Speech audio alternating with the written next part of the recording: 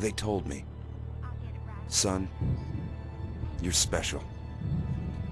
You were born to do great things.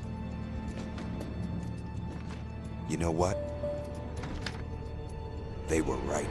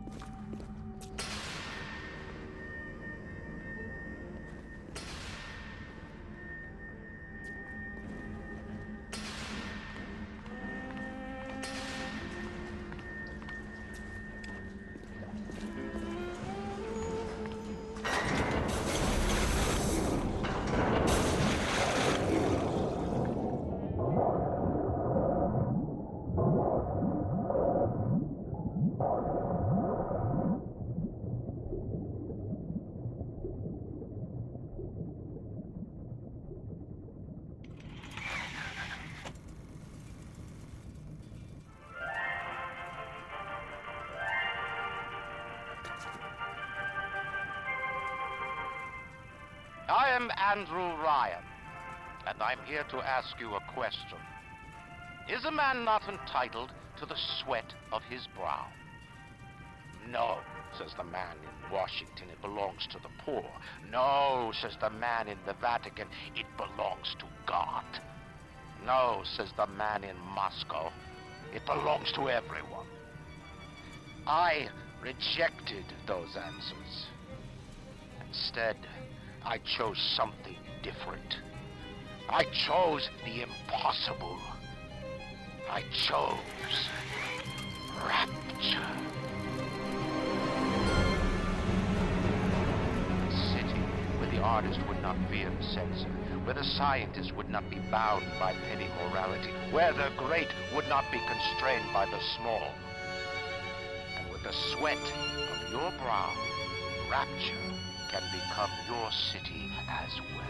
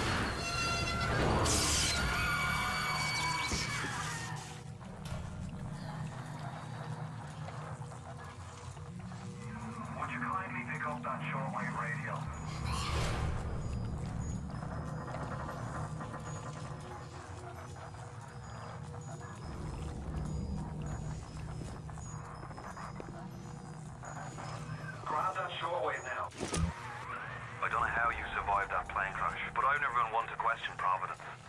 I'm Atlas, and I aim to keep you alive. Now keep on moving. We're gonna have to get you to higher ground.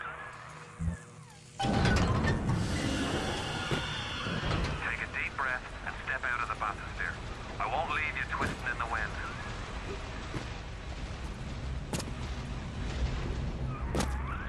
We're gonna need to draw her out of hiding, but you're gonna have to trust me.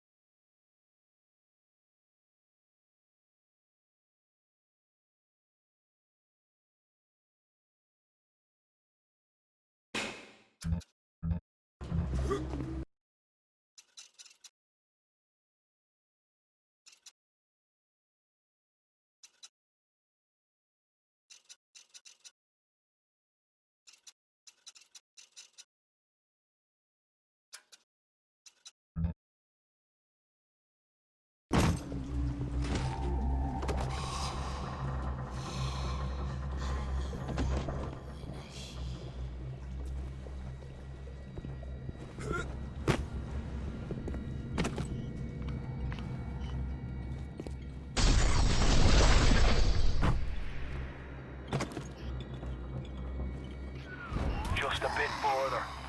How do you like that, sister?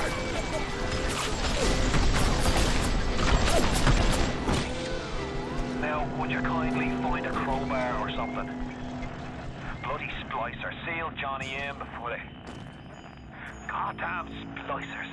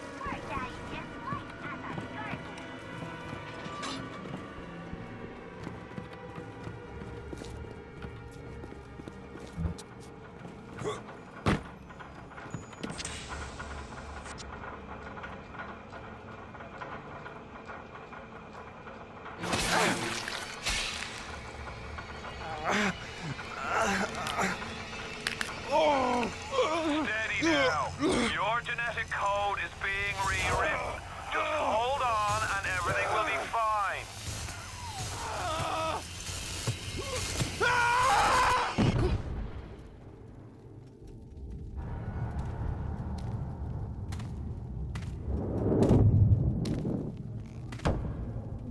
This little fish looks like he just had his cherry popped. Wonder if he's still got some Adam on him.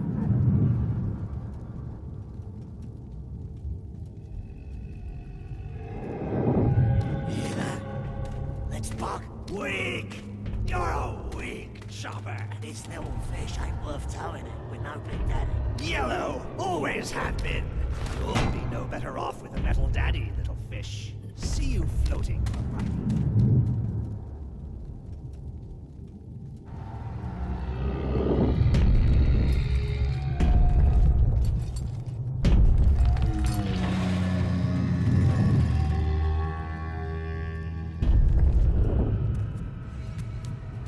Look, Mr. Bubbles, it's an angel. I can see light coming from his belly. Wait a minute, he's still breathing.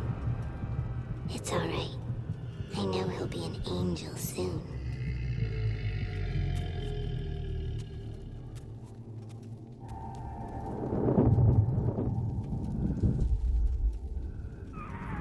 You alright, Boyle? First time plasma's a real kick from a mule. But there's nothing like a fistful of lightning now, is there?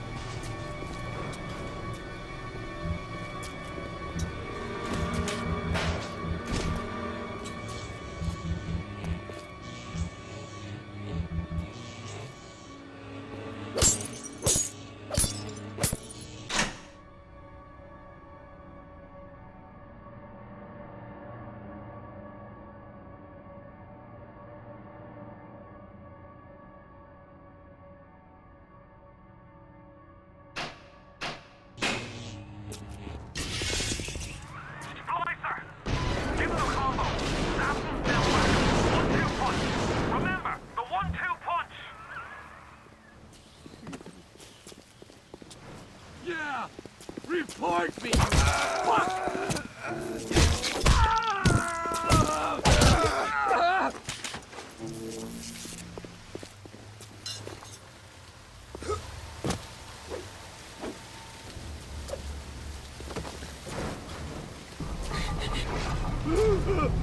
Leave me alone!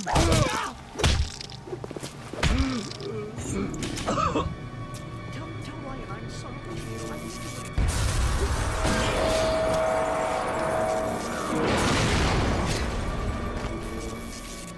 All the cops on me? I was just getting warmed up!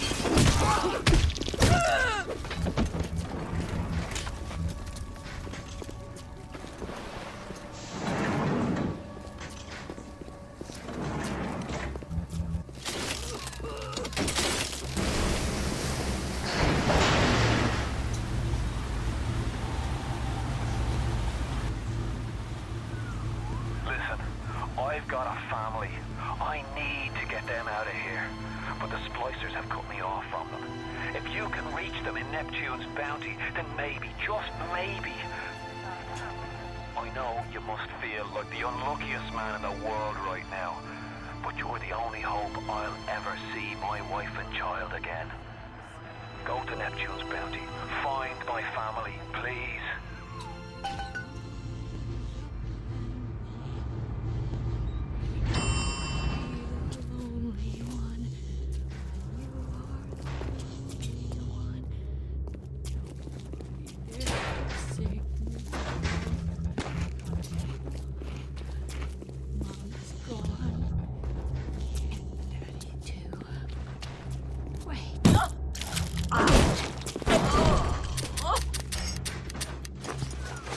Plasmids changed everything. They destroyed our bodies, our minds. We couldn't handle it. Best friends butchering one another.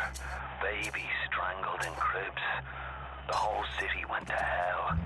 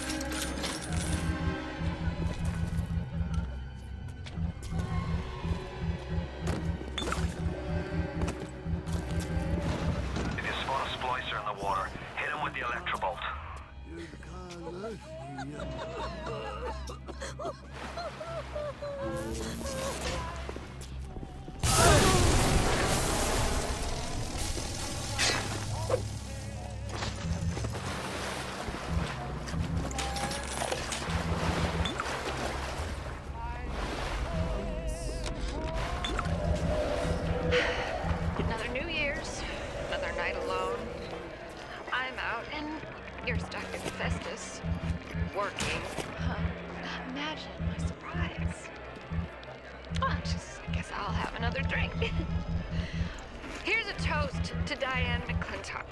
Silliest girl in Rapture. Silly enough to fall in love with Andrew Ryan. Silly.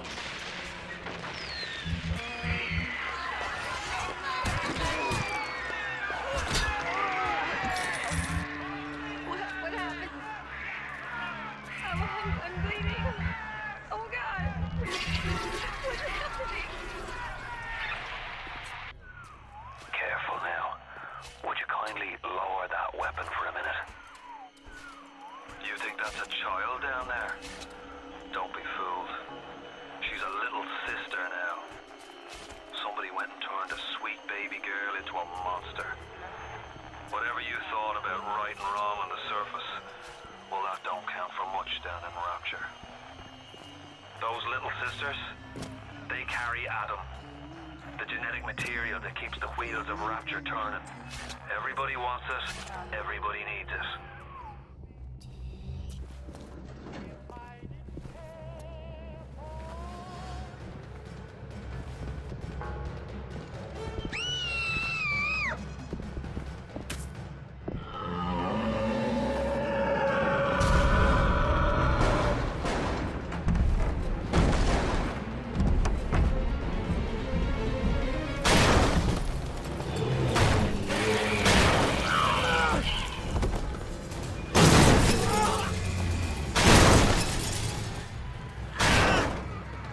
That's the big daddy. She gathers Adam. He keeps her safe.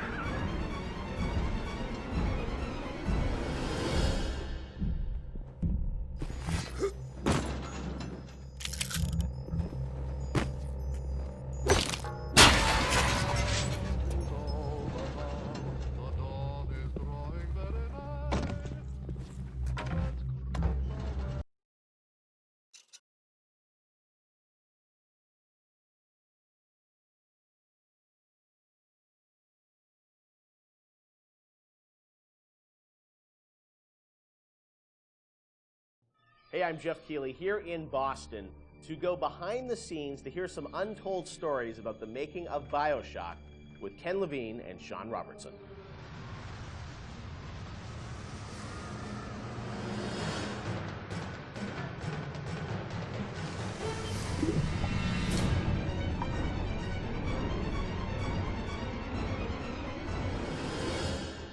Let's talk a bit about the theme and setting of Bioshock, Rapture.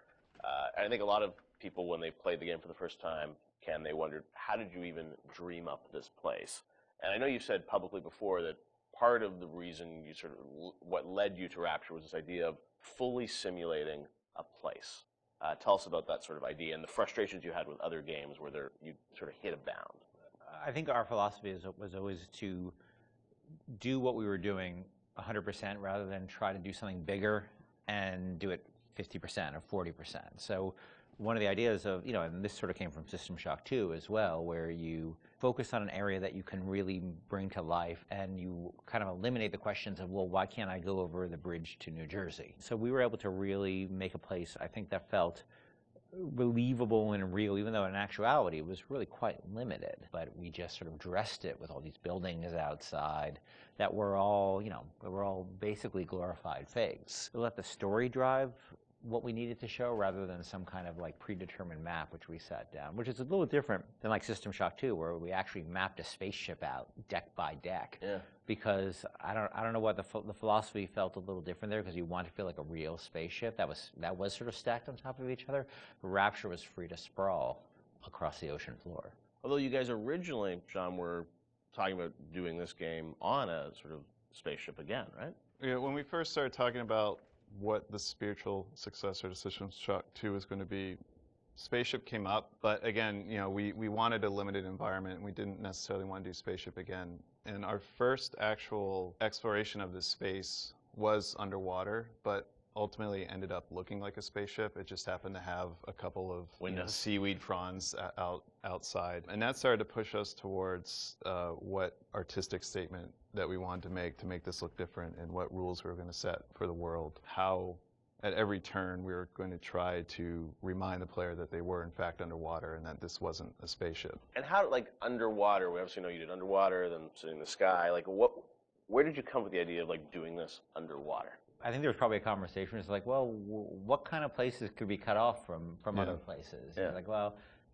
spaceship, summer camp, any island notion, right? Something that's cut off from the rest of the world. Yeah. So you never felt like you should be able to go over that bridge to New Jersey. I don't want to apply some deep and meaningful conversation. I think it was one of those ideas that you just kind of say, and then everybody's, that sounds cool. Let's try that. Let's go for it. And I think it lended itself to having very nice views out the window without having to build an insane amount of unique assets. Right. By today's standards, we still were a small team back then. And there's an expectation that because you're underwater, the view distances are going to be short, so you can really kind of fade out into the fog at a short distance and not have the expectation that, why can't I see forever? So there's a lot of limitations in a good way that we put on ourselves by being underwater, as opposed to like if you're on a cruise ship, then you'd expect to see across the water and we'd have to deal with that. Same thing with an island. Or and on you a have city outdoor in the sky. Yeah, exactly. Which was a lot more complicated, yeah. So you came up with the idea of let's do this underwater, let's do this sort of isolated place. Then you had to answer the question of, why would someone build this? Is that sort of how it worked, sort of order of operations? You then had to come up with a story to explain? Yeah, I think we wanted a very believable reason why they'd be there. Right. And sort of the necessary isolation of the place sort of led to, well, what kind of person would want to do this? And I wasn't even particularly aware of the sort of political implications of what I was reading, but I've been reading, I read The Fountainhead. Right. By Ayn Rand, and I mostly thought it was an interesting story. Like, I didn't realize that people were sort of basing their sort of political lives around it, because I wasn't that tuned in to that stuff at that point. And so, but I love the dialogue and the kind of speechifying in it, because you can see a video game character speaking with that kind of certainty and that kind of confident philosophy. It just seemed like a natural kind of thing to apply to this place, and so it just sort of all came together as a sort of who is the guy who would do this? Well, that character. He was sort of this amalgamation of characters from Ayn Rand's books and Ayn Rand herself. This sort of idealistic person who says, well, the only way to do this is to separate from the rest of the world, and that led to Andrew Ryan. I am Andrew Ryan, and I'm here to ask you a question. Is a man not entitled to the sweat of his brow? No, says the man in Washington, it belongs to the poor. No, says the man in the Vatican, it belongs to God. No, says the man in Moscow, it belongs to everyone. We knew from a technical standpoint that we wanted isolation. We also knew to sell it, we needed a compelling storyline, a backstory that why would this place exist? Otherwise, how are we going to make Rapture feel like it's lived in if we don't have the reason for it to be there? So once we decided on the underwater location and then the closed off spaces, that objectivist story kind of came in and made the art stronger and made the level design stronger, because we could feed back into that loop. And I think that's why we had to have sort of Andrew Ryan's pitch right at the beginning of the game. We wanted people to understand why somebody would go there. And so he makes this very personal one-to-one pitch to the gamer, but also that was the pitch he'd make to people, which was, there's a place that you can be free of all these things, where you can not be sort of put upon by the government and not be afraid of nuclear war and not be afraid of all these other things that will plague you on the surface. We wanted that pitch to sort of resonate and make sense, because that's otherwise by the time you got there you'd be like, well, this place is just fantasy, nobody would ever come here. And that the beauty of the place was also tied into that. It had to be a very attractive proposition, or people who would believe that people would go leave their lives and go to the bottom of the ocean. I'm sure in some ways you had to convince the team and enroll them in your sort of vision of who this character was going to be and what the setting was going to be. How did that work, Sean? I mean, did Ken come in and say, hey, I've been reading these books, and I think we could sort of... I believe he just came in one day on a horse and said, Ayn Rand, everybody read The Fountainhead. Exactly. I bought 30 copies of it. Yeah, I think, here's a 2,000-page book or something. Yeah. Go read it. I mean, it really is more organic. Like I said, we knew that we had this location, and you struggle to fill it with stories, and you struggle to find meaning of why does this place exist? What's my motivation? And as Ken started to explore Ayn Rand, a little more and started talking to us about it. And we were having that conversation. And it's like, oh, this could totally work. Like, this is exciting. Like, this is something that really hasn't been done in a video game before. And if we had flipped it and come up with the idea first before the location, I don't think we would have really been that excited about it. But we had a location, and now we're trying to fill it with that story. And because of the order of operation there, you start to get excited, like, oh, I could totally make this work. This is going to really make it feel like a lived-in space. You know, as you think of sort of the the setting, and you think of maybe a character or something, was there a moment that you think back, it's like, oh, like right then and there, like I got excited when you attached the For me, it was going to Rockefeller Center and seeing the visual. So I told this story before, but my wife and I were in New York, and we went to Rockefeller Center, which was, if you go to Rockefeller Center, it basically looks exactly like Rapture. It's because every building, you're sort of encircled. It's this block in New York, or a couple of blocks in New York, where Radio City Music Hall is, and where 30 Rockefeller Plazas, where you see that show 30 Rock, and the ice skating rink, and where they put the Christmas tree, and it's this very iconic location. But what's cool about it, it's all one, unlike the rest of the city. Everywhere you look, it's one architectural style. It's Art Deco, and it's very iconic Art Deco. And my wife and I were there, and we were sort of working on the game, and we didn't have a visual style. And all of a sudden, I started looking around, and I said, oh, this could be a visual for the game. Also, the geometry of it was actually quite conducive to making a video game, because it wasn't overly complicated geometry. Art Deco is quite bold and simple. Bold and geometric, yeah, and simple. And so my wife and I bought a couple of Taurus cameras before iPhone cameras, exactly. You know. Throwaway cameras, yeah, throwaway cameras, those little Kodak things, and we just started photographing doorknobs and light fixtures, and sort of developed the photos. Remember that? Brought them in and said, "Come to the office. Here's a stack of stuff, here's a Sean. Stack of photos. Take a look. I'll see you guys in a couple of years. Go make this." City where the artist would not fear the censor, where the scientist would not be bound by petty morality, where the great would not be constrained by the small. And with the sweat of your brow, Rapture can become your city as well. So you had kind of a theme, you came up with an art style, some of the iconic characters, and then you really had to build the narrative around it. And you've talked about a lot of the themes in the game, and greed, jealousy, sex, violence, all the things that sort of drive us or what destroy us. And that was something I think that as you thought about the story of the game, you wanted to, I'm sure, reflect some of those, right? Because I think people love the characters. It's sort of flawed in a way, and this is a world which is its own little microcosm, but had a lot of tension inside of it. Yeah, I mean, the character of Ryan was sort of he's basically invisible through most of the game, right? Except for a very small portion. But he's very present because the city is him, right? It's such a representation of him. We never want to cut away to a cutscene where you saw Andrew Ryan, planning and scheming. We wanted him to be very present without actually being present. But once you had Ryan, once you had his desire to protect this vision of his, you just had to then come up with the characters who'd be arrayed in opposition to him. So we had this character, the Big Daddy, and then eventually the character of the Little Sister. And so characters like Tenenbaum came along, like, here's a person who's in opposition to him for this reason. And then you have, for more noble reasons. And then you have a character like Atlas, who's much more cynical opposition. Once we had all those characters arrayed, we're like, well, who are you? And, you ended up being a sort of, a pawn in the middle of all this opposition to Ryan. We just kept kind of homing in on that theme and making sure that you weren't, eventually figuring out that you couldn't just be here by an accident, that you're an integral part of this story, even though you don't know you're an integral part of this story. You think you're just there by happenstance. Look, Mr. Bubbles, it's an angel. I can see light coming from his belly. Wait a minute, he's still breathing. It's all right. I know he'll be an angel soon.